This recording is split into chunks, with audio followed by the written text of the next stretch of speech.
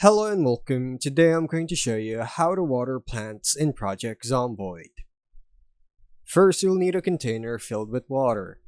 This can be a water bottle, cooking pot, watering can, or bucket. If you only have an empty container, fill it with water first on a nearby water source.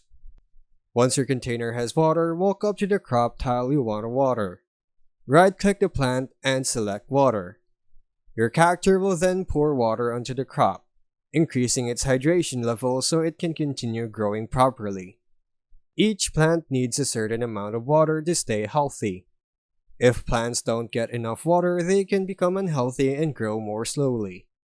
Rain will automatically water outdoor crops, which means you won't always need to water them manually if the weather provides enough rainfall. And that's how you water plants in Project Zomboid. Thanks for watching.